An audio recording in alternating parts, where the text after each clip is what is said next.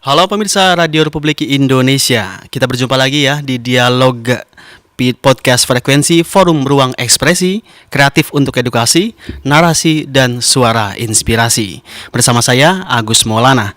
Dan di podcast frekuensi kali ini, kita membawakan judul tentang kelompok dukungan sebaya, merangkul lewat rasa.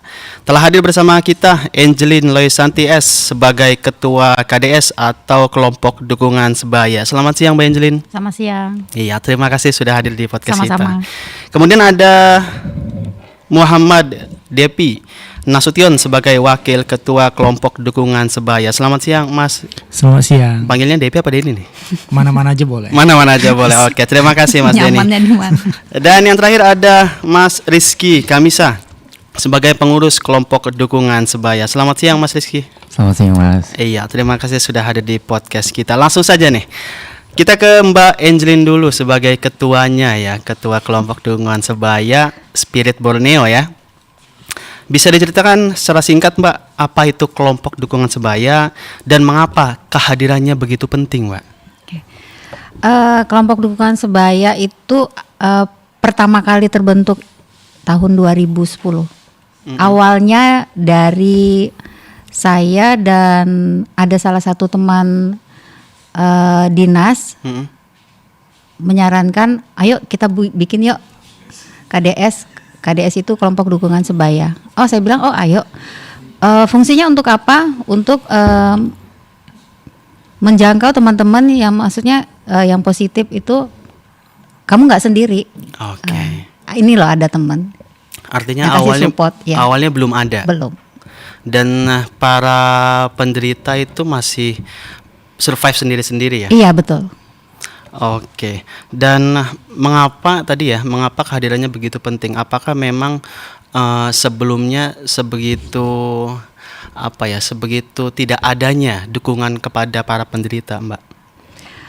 Karena mereka begitu tahu positif HIV kan maunya cerita sama siapa? Oke. Karena belum tentu mereka itu mau langsung cerita ke keluarganya. Oh, saya positif loh. Nah, kayak gitu. Kebanyakan mereka mendem sendiri. Mendem sendiri. Jadi untuk cerita ke keluarganya atau ke temannya tuh ragu. Nanti pasti ada pertimbangan tersendiri.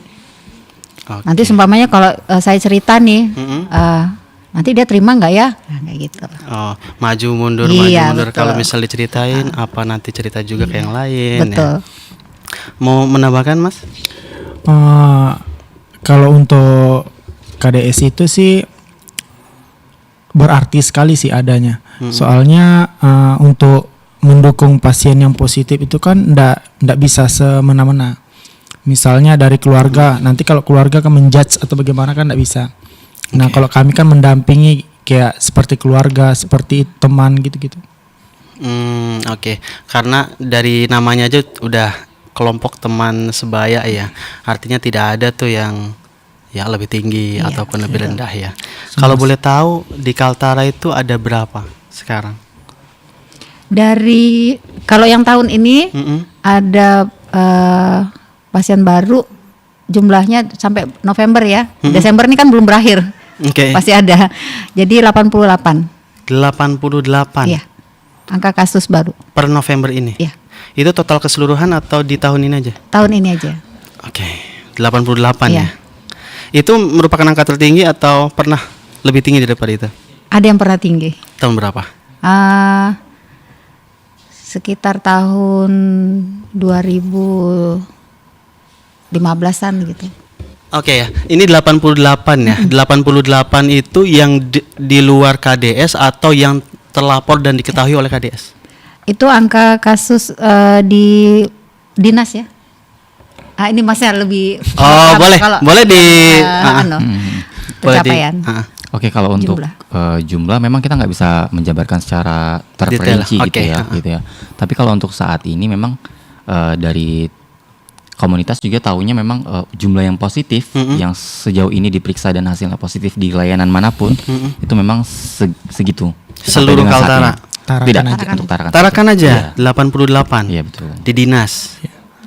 Di kota Tarakan. Di kota ya, yang terdata di dinas ya. Ya betul. Dan yang sudah bukan melapor ya, yang sudah curhat tanda kutip ke KDS berapa? Kalau yang untuk tahun ini sih karena orang layanan nggak ada konfirmasi ke kita jadinya. Oh, oke. Kalau misal tadi kan dari 2010 hingga sekarang artinya sudah berapa? 15 tahun ya. Berapa total volunteer yang ada dan aktif pada saat ini, Mbak? Yang di KDS-nya?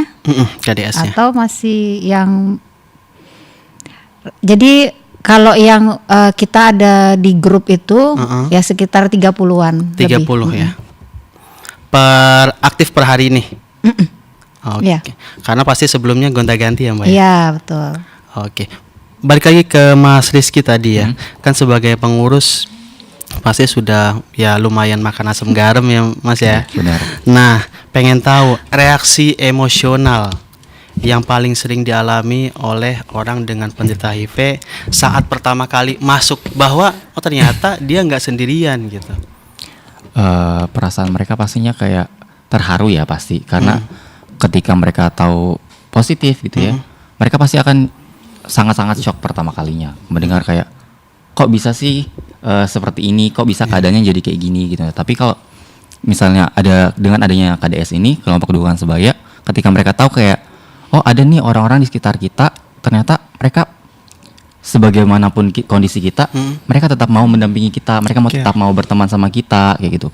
Dan mereka juga nggak menjudge kita kayak gitu. Jadi mereka pasti bakalan terharu banget dan merasa mereka merasa tidak sendirian. Jadi secara psikis pasti mereka akan sangat-sangat terbantukan sekali gitu. Nah, karena kalau misalnya secara psikis mereka kurang dipahami gitu ya, bisa dibilang kayak gitu. Kalau kurang dipahami, mungkin itu juga bisa merusak kan kalau untuk ya mental mereka, karena kan mereka untuk penyakit ini kan memang juga menyerang imun ya. Kalau mental juga, kalau mentalnya terganggu gimana kesehatan secara fisiknya gitu. Kalau misalnya mentalnya benar kayak gitu, jadi sangat-sangat terbantukan sekali. Dan pertama kali ketika mereka ditemani sama KDS pasti mereka bakalan merasa senang sih. Oke. Mau nambahkan Mas Dini? Kalau dari saya sih, kalau untuk ekspresinya mereka sih bagus, maksudnya ya kalau misal pertama positif sih pasti kaget awalnya. Tapi kalau misalnya sudah kenal sama kami biasanya akrab sih. Walaupun memang awalnya ngerasa shock, merasa ini hidup kayak mungkin tidak berarti lagi untuk dijalani. Betul. Ya. Kemudian setelah bertemu teman-teman, kayak ya sudah, hidup ya tetap harus berjalan dan harus tetap bisa dinikmati ya. Nah, untuk menciptakan rasa aman itu, Mas, Mbak, itu bagaimana dari teman-teman KDS? Silakan, Mbak. Karena kebetulan saya juga konselor, jadi maksudnya alurnya tuh ketika waktu pemeriksaan mobile VCT ada yang positif, itu kan kita baca hasilnya, riwayatnya. Iya, riwayatnya. Tapi kan sebelum dia pemeriksaan kita konseling dulu nih. Dari yang faktor risikonya apa, yang seperti itu. Nanti kalau sudah ada hasilnya, nah ini loh ya hasilnya. Seumpamanya dia sudah positif, kita kasih pemahaman. Sebenarnya virus ini nggak separah yang kita pikirkan. Jadi kalau kamu minum rutin aja minum obatnya, kamu tidak akan menularkan ke orang lain, kayak gitu. Jadi kita bangun kepercayaan dulu. Nyamannya kita ngobrol sama dia. Kita bangun kepercayaan dulu. Membangun kepercayaan dengan status yang akhirnya dia terima. Iya. Terus sampai kemudian berikutnya tadi apa? Setelah screening ya? Setelah screening selanjutnya baca apa? hasil. Setelah baca hasil baru kita bilang, kamu nggak sendiri. Banyak kok yang kayak seperti ini masih bisa bekerja, masih bisa melakukan aktivitas. Itu lama nggak, Mbak, penerimaannya, Mbak? Masing-masing orang beda-beda. Ada yang sebentar, ada yang lama. Kayak saya masih tidak bisa membayangkan ya bagaimana kita yang awalnya merasa sehat kemudian terlabel oleh suatu ya bagi masyarakat umum ya merasa itu vonis mati menurut ya. Macam-macam nih penerimaan statusnya. Kalau yang ibu rumah tangga itu pasti mewek habis. Pasti menangis jadi-jadian. Nah kayak gitu. Tapi kalau seumpamanya yang pelakunya, nah biasanya yang suka jajan sembarangan atau yang, nah ini sekarang lagi heboh nih LGBT. Oke. Nah itu mereka begitu tahu statusnya ya udah lempeng aja. Oh iya, iya, kayak gitu aja. Lempeng aja. Udah, iya. Seolah Jadi, sudah tahu resikonya. Iya, mungkin mereka sudah baca-baca di Google. Oh gitu. iya, kalau misal hubungan Oh ya begini. sudah, kalau ya sudah positif ya sudahlah kayak gitu aja. Mau nambahin Mas? Sepertinya nggak tahan. Apa tadi yang dibahas ya? Bagaimana cara KDS menciptakan rasa aman? Karena kan awalnya merasa sendirian semua nih. Kalau menciptakan rasa aman sih dari kita ya sebagai KDS, pastinya pertama selama proses screening itu kan dari tim konselor pastinya sebelum dites pun itu sudah dikonseling, sudah disampaikan, sudah ada penyuluhan dulu terkait penyakit HIV itu seperti apa dan terkait proses gejala sampai nanti proses yang misalnya ketika udah positif dan tidak minum pengobatan, apa sih resiko terburuknya itu udah disampaikan ketika penyuluhan. Jadi sebelum di screening tuh pasti Kasih pembekalan dulu. ya dikasih informasi dulu, informasi dasar tentang HIV. Nanti setelah itu ketika mereka di screening dan ketika mereka sudah dinyatakan positif, jadi mereka udah paham nih, oh ternyata tadi kayak gini nih penyebabnya ada ini dan ini. Karena mereka udah tahu dan KDS ketika layanan sudah menyampaikan gitu ya, oh ini ada pasien positif dari sini dan sini. Nah ini nih kalau misalnya mau didampingi boleh nih. Sepertinya dia butuh pendampingan karena secara mental dia belum bisa menerima dan segala macamnya. Nanti KDS ini pasti KDS juga menyampaikan kalau kita KDS didukung sama teman-teman puskesmas. Jadi data pribadi itu bersifat rahasia, nggak akan kita sebarkan ke siapapun termasuk ke circle kita sendiri kayak gitu. Karena memang ya dengan kita berbicara seperti itu dan juga kita membuktikan bahwa memang tidak ada data yang bocor terkait hasilnya dia atau data pribadinya dia gitu kan, itu sangat-sangat membantu mereka gitu. Nah jadi mereka percaya sama kita dan juga mereka akan merasa aman karena ketika mereka merasa aman jadi kayak mereka tidak perlu yang terlalu overthinking kayak masih bisa kerja nggak ya, masih bisa nongkrong nggak ya kayak gitu gitu. Karena memang itu yang mungkin dibayangkan hampir semua penderita ya. Karena ketika dia sudah merasa terlabeli, kemudian dia ingin menceritakan, waduh, pasti ada bayangan-bayangan tuh. Nama kita akan seperti apa di luar? Apakah saya pantas untuk cerita ke teman-teman sebaya kan? Seperti itu. Atau mau ditambahkan, Mas? Kalau tambahannya sih aman aja. Kalau misalnya begitu, ini kita cari kenyamanan mereka. Sebenarnya kalau mereka yang positif ini, mereka tuh butuh didengarkan aja dulu. Oke. Nanti kalau setelah didengarkan baru kita arahkan. Karena memang masing-masing kondisi, terutama kondisi mental beda-beda. Dan akhirnya treatmentnya beda-beda. Iya betul. Oke, boleh ada satu contoh kondisi teman penderita yang mungkin mentalnya drop banget. Boleh ceritakan? Mungkin masing-masing punya pengalaman beda ya. Dari Mbak yang sebagai ketua dan sekaligus pelopornya. Ini kejadiannya baru beberapa minggu yang lalu. Saya dihubungin. Awalnya pihak rumah sakit mau menyampaikan ada satu pasien dia tuh kayak model pendiam kayak gitu. Tapi ujung-ujungnya orang layanan loh kok malah men-skip kayak gitu. Tapi jadi saya ini ada tetangga, jadi tetangga punya temennya itu punya adik. Nah adiknya itu ternyata yang positif.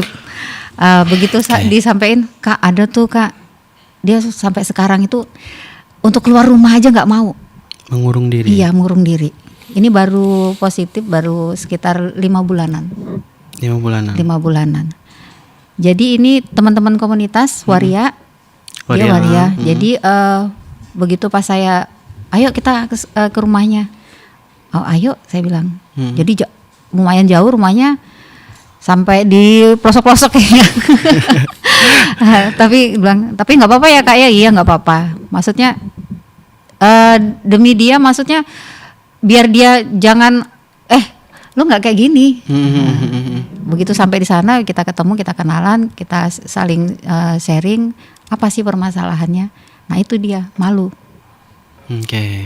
Ya. Sekarang gini, kalau kamu hanya menutup diri aja, menutup diri dalam arti kata kamu hanya di rumah aja tidak melakukan apa-apa, kamu makin stres. Ya. Biasa aja, nggak apa-apa. Bercanda, maksudnya lakukan aja seperti aktivitas pada umumnya. Mau ketemu teman silakan ketemu aja. Karena selama ini memang dia aktivitasnya sama teman-temannya di komunitasnya kayak gitu. Dia bilang, saya takut Mbak nanti masalahnya. Loh, selagi kamu nggak ngomong saya positif HIV, orang-orang nggak ada yang tahu. Kecuali kamu tadi ngomong saya positif, orang pasti tahu. Kan gitu intinya. Nah biasa aja, semakin kamu menutup diri, semakin nanti teman-temanmu akan curiga. Loh, kamu kenapa ya? Kok tiba-tiba langsung berubah begini? Nah kan kayak gitu. Makanya sebenarnya perubahan itu datang dari diri kita. Sekarang Masnya tahu nggak di sini ada yang positif apa enggak? Kan nggak tahu. Karena nggak ada yang ngomong. Kecuali kalau kita ada yang ngomong, oh saya positif loh, pasti tahu. Nah, kayak gitu. Jadi kalau kamu nggak mungkin kan setiap kita beraktivitas keluar, saya positif loh. Untuk apa porsinya? Untuk apa? Untuk apa orang-orang tahu? Iya kayak gitu. Jadi aktivitas seperti biasa aja. Oke. Nanti kamu makin stres loh kalau di rumah terus kayak gitu. Nggak positif aja stres. Iya, di betul. rumah aja. Pas zaman pandemi. Gimana Mas? Punya pengalaman lain? Ada sih kemarin dulu. Dia itu baru positif. Terus kayak nangis-nangis, histeris begitu. Jadi kami kasih tahu kalau misalnya itu kan lagi di puskesmas. Kalau misalnya keadaannya begini, ekspresimu juga begini, nanti orang pasti curiga. Jadi orang yang enggak tahu kau kenapa-kenapa, jadi tahu. Ada apa-apa. Ya, kenapa tiba-tiba berubah? Kenapa misalnya kami kan biasanya kalau misalnya ada yang positif, itu kan dikonselingnya di dalam, ditutup pintu. Nah kalau misalnya tiba-tiba pintu dibuka, terus kok matamu merah, ke ekspresimu lain kan, otomatis kan teman yang sama dia jalan, yang antar dia ke puskesmas atau temannya yang sama-sama dia periksa, jadi curiga loh kenapa aku tadi aja biasa aja baca hasilnya, kenapa ini begitu? Oh jangan-jangan positif. Nah kan jadi jadi dia yang membuka statusnya sendiri. Padahal awalnya tidak. Iya. Oke. Bagaimana Mas Rizky? Oke, kalau untuk pengalaman ya. Sejauh ini sih teman-teman yang udah positif nih, sebenarnya kita nggak bisa melihat secara kasat mata ya dia positif apa enggak. Kita nggak bisa melihat secara kasat mata gitu. Jadi ada beberapa pasien gitu, kayak ada beberapa teman gitu kan, kayak ketika mereka sudah positif, mereka udah rutin nih, udah baik sebenarnya, karena udah didukung sama KDS gitu kan, udah disampaikan juga sama konselor kalau kamu pengobatan datamu dirahasiakan. Dan kalau kamu misalnya rutin aja pengobatan, insya Allah semuanya aman kayak gitu kan. Disampaikan nih sama teman-teman puskesmas atau rumah sakit kayak gitu. Dan udah berjalan berapa bulan, tiba-tiba mereka nggak drop. Karena padahal sebenarnya mereka biasa-biasa aja, sehat-sehat aja gitu loh. Nggak ada yang terluka secara fisik dan segala macam. Tapi tiba-tiba mereka muncul kayak gitu. Mungkin karena ada distraksi kali ya dari apalagi sosial media sekarang kan kayak isu-isu negatif tuh cepet banget ini FYP-nya kayak gitu. Jadi pasti bakalan kayak mereka ke-trigger tiba-tiba kayak kok kayak gini, tiba-tiba langsung muncul kayak takut nih kalau misalnya saya ketahuan, takut nih misalnya kayak gini gimana ya teman-teman se-circle saya nih kalau misalnya saya tahu mereka tahu kalau saya positif kayak gitu. Padahal sebenarnya kondisi tubuhnya tuh sehat-sehat aja sama kayak teman-teman yang lain. Jadi sebenarnya mereka sendiri sebenarnya yang bisa aja mengungkapkan itu tanpa sadar. Jadi makanya teman-teman KDS itu selalu kayak mengingatkan ke teman-teman ODIF, pasti kita tuh mengingatkan kalau data kalian tuh rahasia. Teman-teman puskesmas pasti nggak akan nyebarin, teman-teman rumah sakit pasti nggak akan nyebarin gitu. Karena data itu memang pasti ada undang-undangnya kalau misalnya kita nyebarkan kayak gitu. Dan percaya aja kalau misalnya data itu nggak akan bocor. Kalau misalnya kita bersikapnya itu senormalnya aja gitu. Nah, kalau misalnya kita bersikap yang benar, kata Mbak Angelin dan juga Mas Denny tadi, kalau misalnya kita bertingkah yang bertolak belakang dengan kebiasaan kita, justru itu akan membuat aneh dan bertanya-tanya. Kenapa bisa seperti itu, kayak gitu sih. Iya, ini masih ada banyak pertanyaan ya, tapi sebelum kita berlanjut, kita jeda sejenak untuk mengikuti pariwara berikut ini.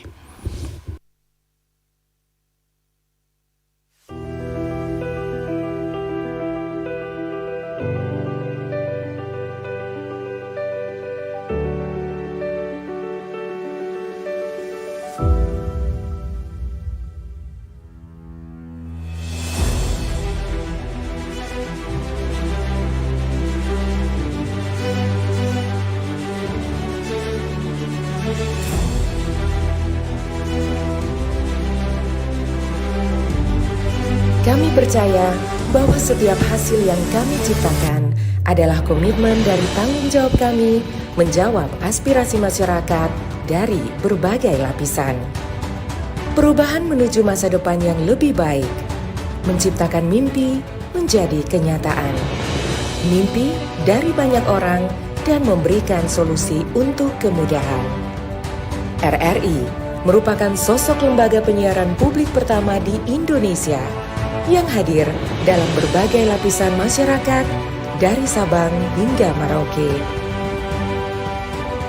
78 tahun perjalanan kami menembus khatulistiwa dan perkembangan teknologi. Konsisten dalam melayani masyarakat dengan kekayaan informasi dari berbagai aspek kehidupan dari dalam dan luar negeri. Tidak pernah lelah menampung aspirasi masyarakat dari segala pelosok daerah. RRI memberikan kemudahan dalam bertukar pikir kreativitas serta membuka peluang keterbukaan pendapat lintas generasi. Kami meyakini visi misi solid, mencerminkan jiwa raga yang siap siaga dalam menjembatani keterbukaan publik, dan tidak lengah dalam mengawal peristiwa aktual. Kami turut senantiasa menjaga identitas keindonesiaan serta mempertahankan keunikan budaya yang dimiliki oleh NKRI. Dengan kekuatan daya siar, kami pancarkan segala bentuk informasi dan keindahan Indonesia ke segala penjuru dunia.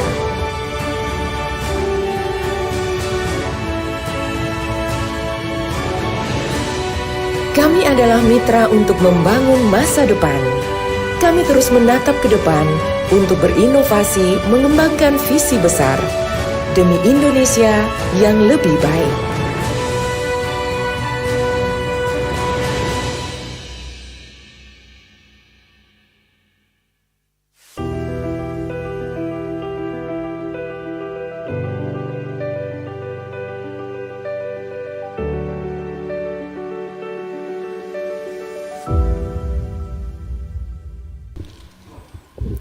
Baik pemirsa RRI, kita kembali lagi ya di perbincangan kita dalam podcast RRI Tarakan Frekuensi Forum Ruang Ekspresi Kreatif untuk Edukasi, Narasi, dan Suara Inspirasi. Siaran podcast ini bisa Anda simak di channel kami di YouTube RRI Tarakan Official. Dan kita masih bersama kelompok dukungan sebaya KDS Spirit Borneo yang peduli kepada penderita HIV dan AIDS. Kita masih di perbincangan yang sama ya, Mas Mbak ya. Nah, tadi kan bicara soal seputar bagaimana KDS menciptakan ruang rasa aman ya untuk para penderita HIV dan AIDS. Nah, kali ini kalau misal teman-teman sudah bahasa kadung apa ya, sudah terlanjur masyarakat tahu bagaimana teman-teman KDS itu menangkal atau menghalau diskriminasi yang mungkin terjadi dan dirasakan oleh teman-teman para penderita. Mas Mbak, silakan Mbak. Mbak dulu. Sebelum ke teman-teman yang lain. Kan intinya nih yang positif HIV. Kalau dia sehat kan otomatis kan masyarakat ini kan, orang dia sehat aja kok. Nah kayak gitu. Sekarang permasalahannya tuh di mana? Dia kan tidak mau menularkan lagi ke orang lain. Dia bisa beraktivitas sendiri. Nah, berarti kan orang-orang yang menjudge dia ini berarti belum paham. Oke. Sama sekali. Berarti itu yang kita edukasikan ke orangnya. Ke orang-orang yang melakukan diskriminasi. Iya betul. Kalau misal yang diskriminasi adalah masyarakat, Mbak, karena kan bisa jadi ya entah ya yang terjadi di lapangan seperti apa, karena kan kita tidak mungkin ya mengonfirmasi sebanyak Satu-satu. iya satu-satu bahwa it's okay gitu. Tapi kalau misal lingkupnya RT misal atau bahkan lebih luas dari itu, bagaimana Mbak? Ke RT-nya dulu lah kita. Sebagai kuncinya ya. RT-nya dulu yang kita kasih edukasi. Karena kalau sudah RT-nya ini kan berarti kan kalau seumpamanya ada salah satu warganya yang positif, RT-nya langsung mengedukasi ke warga-warga yang lain. Oh, nggak apa-apa kok, orang dia sudah pengobatan seperti ini. Dia sudah bisa beraktivitas lagi. Udah aman. Kalau dari Mas Denny? Biasanya itu kalau misalnya diskriminasi dari masyarakat tuh kadang seperti yang dibilang Mbak Aileen tadi, RT-nya yang kami kejar. Misalnya mengadakan sosialisasi di situ. Atau kalau misalnya ada yang terlalu kayak menyerang atau bagaimana, biasanya kami langsung bawa psikolog. Oh, oke. Karena di dalam grup KDS itu ada psikolog, ada konselor, semuanya ada. Jadi kalau misalnya ada yang kenapa-kenapa, kami bisa turun ke lapangan. Jadi bukan cuma sebatas tanda kutip teman curhat aja. Betul. Tapi ada yang emang secara pakar concern pada area psikologi, area medis ya. Kalau dari Mas Rizky? Oh, oke. Kalau tadi kan itu misalnya di masyarakat terjadi gitu ya, Betul. diskriminasi dari masyarakat ke salah satu ODIF di RT setempat atau di kelurahan setempat kayak gitu. Pastinya kita sebagai komunitas juga berkoordinasi dengan pihak-pihak terkait, misalnya seperti dari dinas kesehatan yang yang bertanggung jawab terhadap data pasien seperti itu. Terus kita juga berkoordinasi dengan dinas sosial atau kelurahan seperti itu, karena ini terkait dengan hak pribadi masyarakat dia sebagai rakyat ya, untuk tetap menjaga privasinya dia dan segala macamnya. Jadi ketika misalnya ada terungkapnya salah satu ODIF misalnya kayak gitu, terus dia dikucilkan dari masyarakat, kita pasti akan koordinasi sama dinas. Dari dinas ini bagaimana nih tindak lanjutnya nih, ada pasien yang diperlakukan seperti ini di masyarakat kayak gitu. Dari segi kesehatan seperti apa, pasiennya pasti kayak tadi dibawa ke psikolog untuk tetap bisa dalam kondisi yang baik kayak seperti itu. Terus dari sisi masyarakatnya pasti akan didukung dari dinas sosial atau kelurahan atau dari RT setempat kayak gitu. Pasti dinas akan berkoordinasi dengan dinas-dinas terkait juga, terkait kenyamanan dan keamanan dari si pasien kayak gitu. Atau bahkan kenyamanan dari masyarakat itu sendiri. Betul juga. Karena pasti akan disampaikan juga kok kalau HIV itu nggak menular secara begitu aja. Bla bla bla gitu ya. Nggak seperti COVID. Nggak seperti COVID. Pasti akan disampaikan seperti itu. Oke, balik lagi ke soal diskriminasi. Sebenarnya menurut dari teman-teman KDS, itu pengetahuan masyarakat terhadap HIV berikut dengan penderitanya itu sendiri seperti apa sih? Apakah memang, kan pasti ada ukurannya ya. Oh ternyata masih minim. Ternyata ketika orang dengan kondisi menderita HIV ngasih makan aja orang takut misal. Artinya kan itu masih minim ya. Iya. Nah kalau dari teman-teman KDS yang sudah nyemplung tanda kutip, itu seperti apa pengetahuan masyarakatnya? Tingkat pendidikan ini kan beda-beda juga nih Mas. Nah ada yang paham, semuanya kita sudah kasih informasi segala macam gitu. Tapi mungkin informasi yang kita sampaikan itu nggak masuk tuh. Nggak nyampe. Nggak nyampe. Karena ada seperti ini. Ketika kita konseling kan juga kita nanya nih pendidikannya apa, kayak gitu. Ya, pendidikan terakhirnya apa? Oh SD. Berarti kan bahasa-bahasa yang harusnya lebih tinggi lagi kita dibuat sederhana. Dibuatkan di apa sih kayak model diperkecil lagi. Dikemas lebih sederhana awalnya sampai jadi mengerti ya. Bahasa sehari-hari lah. Bahasa sehari-hari. Jadi kalau seumpamanya kita pakai bahasa medis, apa tuh Bu? Nah, jadi kan bingung. Nah kayak gitu. Jadi kita pilah-pilah juga tingkat pendidikannya, tingkat pemahamannya, baru kita bisa sampaikan. Mau menambahkan Mas? Menambahkan sedikit aja. Kalau misalnya mengedukasi begitu, kami informasi yang biasa kami berikan itu bahasa yang biasa dipakai di masyarakat. Jadi kami kurangi pakai bahasa medis. Biar supaya mereka ini cepat memahami. Kalau pakai bahasa medis kan tidak semua orang tahu. Iya sih. Paling sesama ya orang nakes atau apa yang paham. Kalau dari Mas Rizky? Ya benar sih. pasti kalau misalnya ada diskriminasi kayak gitu, kita berusaha pendekatannya menyesuaikan dengan situasi dan kondisi. Kondisi pasien seperti apa, terus lingkungan pasien seperti apa kayak gitu. Kalau misalnya ada pasien yang perlu pendampingan dari keluarga misalnya seperti itu, pasti kita akan sampaikan ke keluarga, tapi kita akan tanyakan dulu keluarganya ini latar belakangnya seperti apa, pendidikannya bagaimana kayak gitu. Kalau misalnya pendidikannya kita rasa cukup gitu ya, misalnya SMA kayak gitu kan, itu kita edukasi tetap menggunakan bahasa sehari-hari, tetap menggunakan bahasa yang awam yang mereka ketahui itu seperti apa. Tapi gimana ya, kayak kita tuh nggak menggurui juga, kita kalau bisa menggunakan bahasa yang sama, misalnya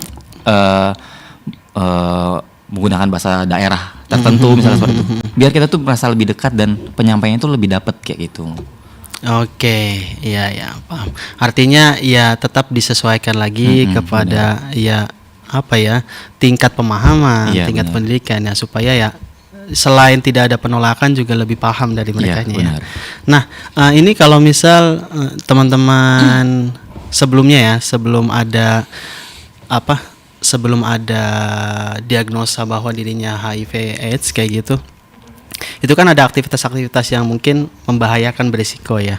Nah, ketika sudah terkena, apakah teman-teman dari KDS ini melakukan pemantauan supaya misal dari teman-teman penderita itu tidak melakukan perilaku berisiko sebelumnya, atau memang ya sudah, yang penting kalian tidak stres misal, atau seperti apa dari teman-teman? Sebelum di kita di KDS itu orang layanan pasti sudah kasih wejangan tuh, harus begini ya. Kalau mau melakukan hubungan seks harus pakai pengaman segala macam. Tapi yang terpenting obatnya harus diminum supaya tidak menularkan ke orang lain. Karena kan kalau berhubungan itu kita ndak bisa larang orang, ndak bisa juga nyuruh orang. Iya. Tergantung dari dirinya aja. Kalau misalnya dia merasa hidupnya mau lebih baik, ya dikurangi atau tidak sama sekali. Tapi kalau misalnya dia tidak mau hidup lebih baik, ya kita harus tetap juga memaksakan bahwa tetap pakai pengaman. Oke, artinya mau segudang edukasi apapun, sebanyak pendampingan apapun, balik lagi ke personalnya, ke dirinya sendiri. Dari Mas? Sama sih jawabannya, cukup aja kayaknya. Artinya tetap melakukan edukasi, kemudian pemahaman, sampai di grup itu ada pemantauan untuk jangan melakukan hal-hal seperti itu lagi ya, khususnya yang teman-teman yang sering melakukan aktivitas yang beresiko ya. Oke. Kali ini bicara soal stigma. Sebenarnya tantangan terbesar dari teman-teman KDS itu bersama para penderita itu seperti apa? Tantangannya? Stigma. Sebenarnya diskriminasi itu untuk sekarang ini bukan dari orang lain, tapi diri sendiri. Seperti apa tuh? Menarik. Seperti gini.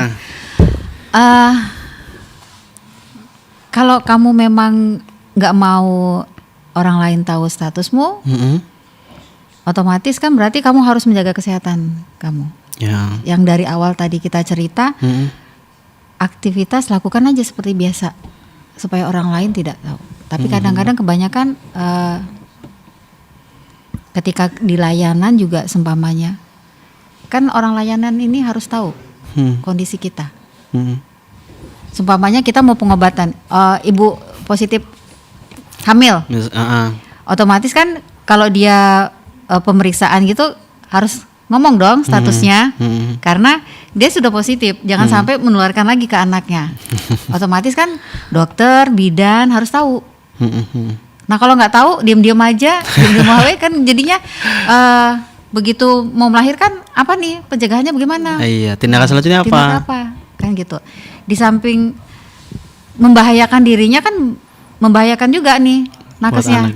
Iya. Nanti penanganannya kalau nggak tahu sebenarnya kan mereka memang sih ada SOP-nya. Harus pakai APD segala macam. Nah, tapi kan kalau sudah di lapangan di pelaksanaannya kan kadang-kadang sudahlah langsung warawiri aja. Gitu. Untuk menanganinya kan. Kadang seringkali tidak seideal itu ya. Iya. Jadi kan kalau kita sudah sampaikan dari awal kan otomatis kan mereka sudah langsung siap-siap. Gitu. Mau tambahan Mas Rizky? Lanjutin yang itu ya, Iya, ibu hamil. lanjutin. Kalau kasus ibu hamil, memang kalau untuk ibu hamil itu pasti teman-teman di layanan itu pasti akan mewanti-wanti ya. Iya.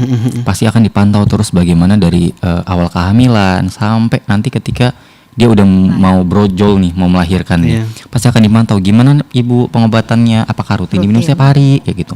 Apakah di jam yang sama pengobatannya kayak gitu. Nanti teman-teman layanan ketika misalnya ada ibu hamil ini dia tidak rutin minum obat, pasti teman-teman layanan tuh akan menghubungi para pendamping Dari penderita. Iya, dari komunitas kayak gitu. Pasti akan menghubungi, ada pasien nih yang kayak gini nih. Pasti nanti kita yang akan mencoba untuk mendukung dia untuk tetap minum obat lagi nih. Kasihan nanti anaknya kalau misalnya terkena HIV karena ibunya nggak minum obat gitu. Kita pasti akan bantu juga teman-teman di layanan kayak gitu. Terus juga ketika proses kehamilan itu udah pada trimester akhir gitu ya, udah mau melahirkan nih. Tapi ternyata si pasien ini nggak mengaku dia positif gitu. Terus karena di rumah sakit atau di puskesmas dia takut ketahuan gitu kan, akhirnya dia lari misalnya ke bidan misalnya kayak gitu. Nah, sedangkan bidan kan juga kalau misalnya itu udah urgent banget pasti mau nggak mau dia harus menolong kan. Tapi tetap aja dengan SOP yang ada gitu kan, dengan ketersediaan bahan yang cukup dan yang sesuai seperti itu. Jadi pasti akan ditolong dulu urusan dia positif atau bagaimana itu nanti setelah anaknya lahir. Yang penting anaknya diselamatkan dulu. Nanti kalaupun sudah anaknya diselamatkan dan ternyata si ibunya di akhir sudah melahirkan nih, baru tiba-tiba mengaku. Nah itu tuh baru tuh yang bikin kayak shock nih para nakes nih. Teman-teman nakes pasti, iya teman-teman nakes tuh pasti akan curhat ke teman-teman pendamping kayak, ih kemarin lo habis nolongin pasien, dia baru ngomong setelah melahirkan kalau dia positif lah, kita bagaimana ya kayak gitu. Akhirnya teman-teman nakes juga pasti akan diperiksa seperti itu karena demi keamanan bersama kayak gitu.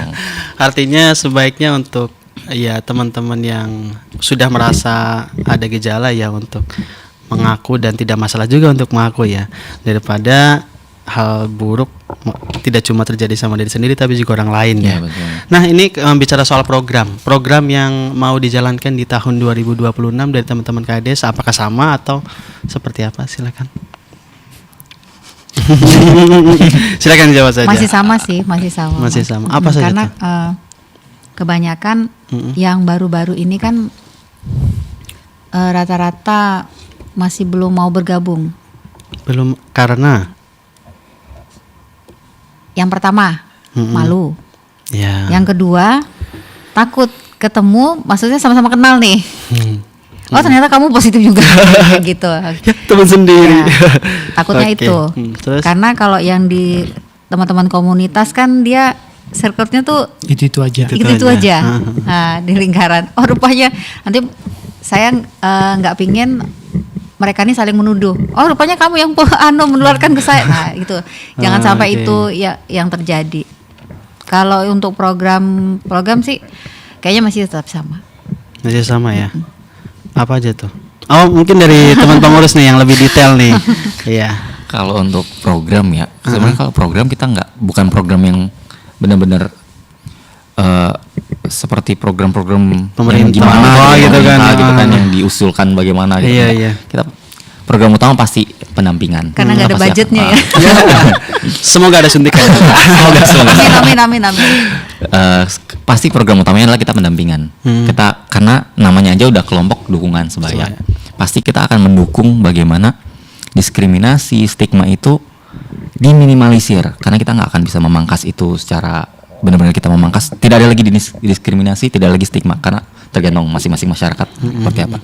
Tapi kita berusaha sebagai KDS, kita pasti akan berusaha bagaimana nih pasien-pasien kita ini terlindungi dari masyarakat yang kadang-kadang suka kepo segala macam kayak gitu-gitu. Kita pokoknya program utama kita itu adalah pendampingan dulu. Selebihnya itu nanti kita akan mengikuti alur. Apakah ada kegiatan sosialisasi atau ada kegiatan apa, kita pasti akan bekerja sama dengan dinas. Terus kita juga bekerja sama dengan teman-teman puskesmas atau rumah sakit seperti itu. Kita banyak mensupport kegiatan-kegiatan dari lingkup pemerintahan pastinya kan, karena kita kolaborasi, lebih tepatnya kolaborasi sih dari komunitas dan juga dinas-dinas terkait seperti itu. Jadi itu ya yang beririsan dengan program mereka, teman-teman KDS bisa masuk ya. Ya. Kalau dari Mas Denny? Kalau dari saya sih kalau misalnya program ya begitu kayak mendampingi, mengedukasi itu tetap berjalan seperti biasanya. Karena memang basisnya adalah komunitas ya, Iya, betul. bukan lembaga. Pemerintah. Oke, sebagai penutup, apa harapan dari teman-teman KDS, entah dari pemerintahnya, masyarakat, atau bahkan dari teman penderita sendiri, kayak gitu. Silakan Mbak Angelin. Harapannya apakah ya pemerintah semakin mendukung langkah-langkah dari teman KDS seperti itu? Kalau harapannya sih, saya lebih ke teman-teman yang positif HIV. Kalau sudah tahu positif HIV, ayo pengobatan. Karena umur itu memang Tuhan yang menentukan. Tapi kalau kitanya nggak berusaha untuk sehat, nggak akan. Saya lebih senang ke teman-teman odanya sih. Jangan merasa sendirian ya. Oke, dari Mas. Kalau dari saya untuk teman-teman Oda, jangan merasa paling sehat karena masih karena merasa masih sehat, jadi tidak mau pengobatan. Oke. Nah, Iya, benar. jadi selagi masih sehat dan sudah diketahui bahwa dia positif, pengobatanlah sebelum terlambat. Jangan nanti giliran sudah di IGD, CD4 sudah jatuh, baru sibuk mau pengobatan, sudah terlambat. Oke. Kenapa enggak dari awal dia pengobatan? Gitu aja. Oke. Kalau dari itu harapan ke pemerintah atau ke masyarakat? Kalau harapan untuk masyarakat, janganlah mendiskriminasi pasien ODA karena penularannya tidak segampang kayak COVID. Ya kayak TB. TB ya. TB lebih parah penularannya. Tapi kalau HIV kan tidak segampang itu. Gitu. Tapi kalau untuk pemerintah apa ya? Soal pendanaan aja. Oke. Balik lagi ya supaya motornya jalan ya. Iya, motor betul. komunitas. Oke, yang terakhir Mas Rizky. Ya, kalau harapan dari kita ya sebagai komunitas pastinya kan kita mensupport program-program dari pemerintah gitu ya, terkait dengan bagaimana untuk meningkatkan derajat kesehatan masyarakat itu sendiri. Kita mensupport, otomatis kami juga butuh feedback nih. Ya. Otomatis kami berharap pemerintah juga bisa mensupport kami dengan cara seperti apa ya, libatkan kami dalam kegiatan-kegiatan seperti itu yang berhubungan dengan kelompok dukungan sebaya ini. Terus juga selain itu kami juga berharap, benar sih yang kata Mas Denny bilang tadi.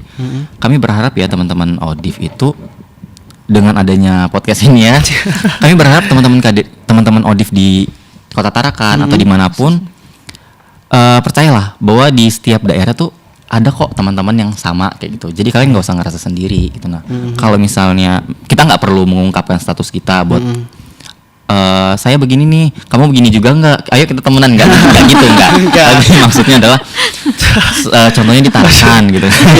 Di Tarakan nih ada dengan adanya podcast ini nih kayak ada loh yang bisa dukung kalian, ada loh yang bisa temenin kalian di saat kalian lagi merasa down seperti itu.